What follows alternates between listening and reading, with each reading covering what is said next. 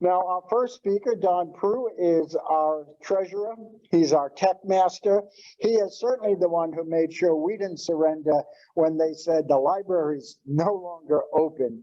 So please give him a warm welcome as our first speaker, what might have been Don Prue.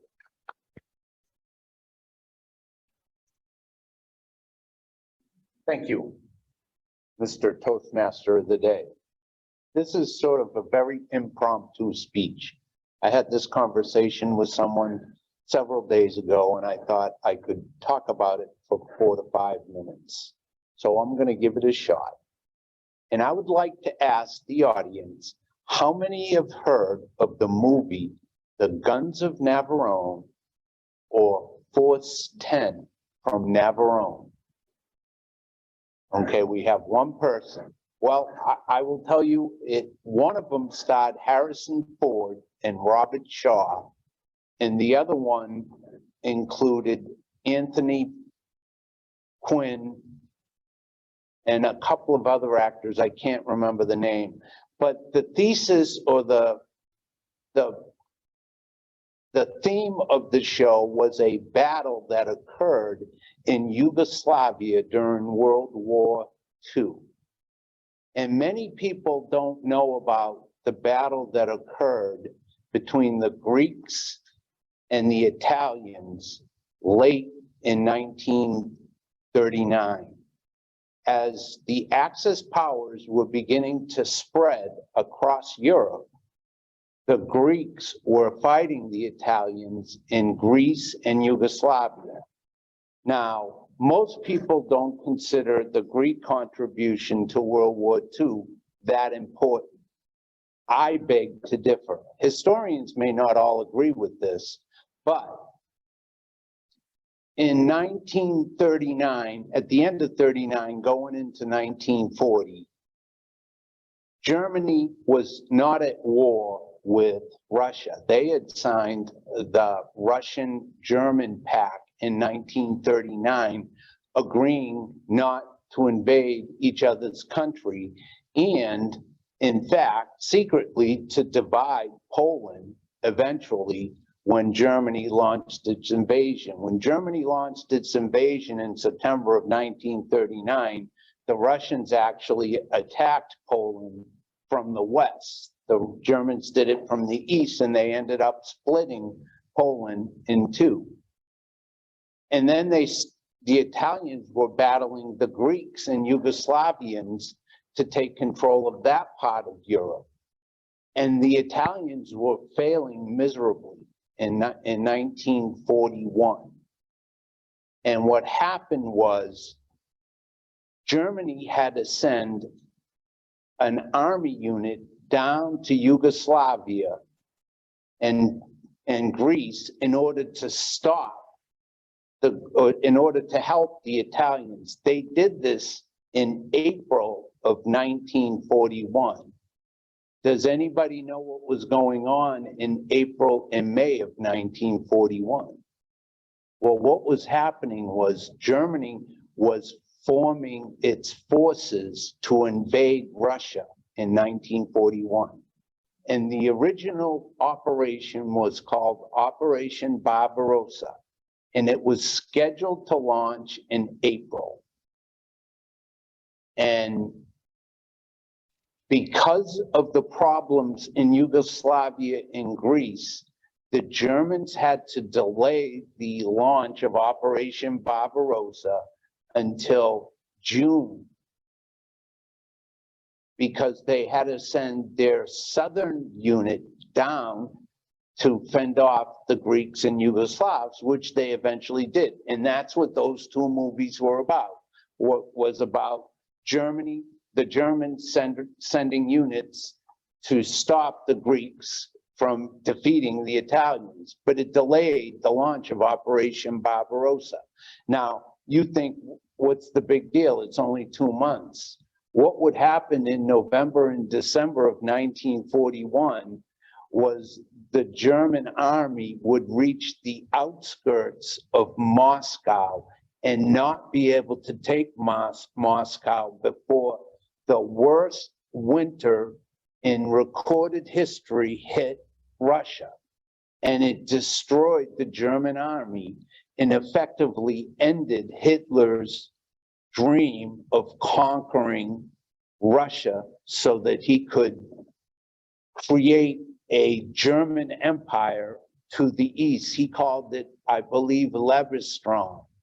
He talked about it in his book, Mein Kampf, written in 1920 something when he was in jail.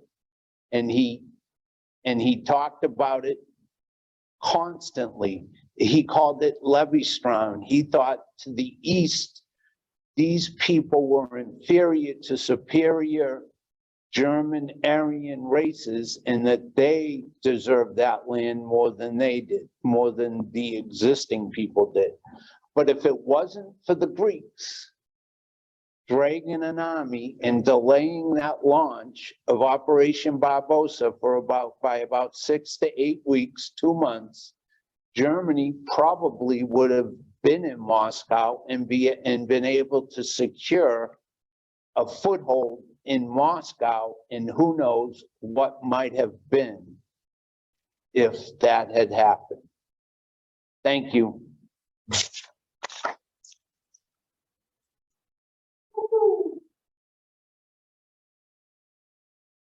Outstanding. So as we said before we began the speaking part, let us have a quick round robin, maybe 2 minutes, 1 to 2 minutes of Don's speech. Anybody want to comment about how you heard him? Shirley. Oh, do you know what? I think you might have to come up here. You might have to come up here if you're here in person.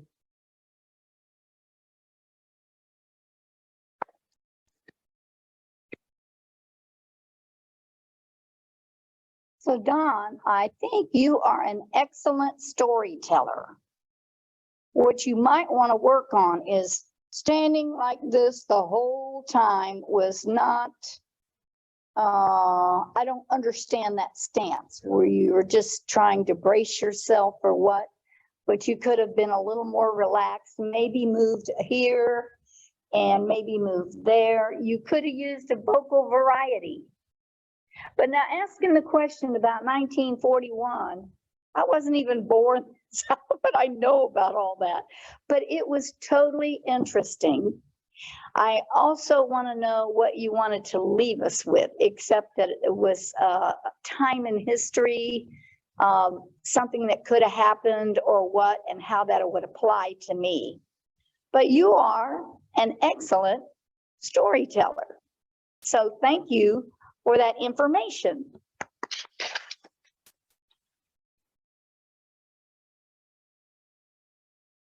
Thank you very much, Shirley Rowell. Anybody online have any feedback? Okay, I'll give you a little bit of, oh, Stephan, did you have something?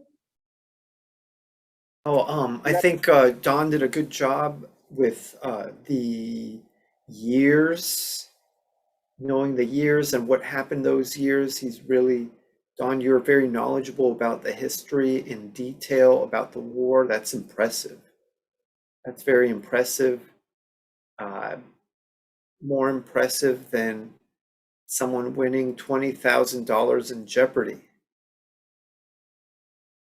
Even though I think Jeopardy is kind of interesting, but I still think it's worth more than winning $20,000. That's my 2 cents. Okay.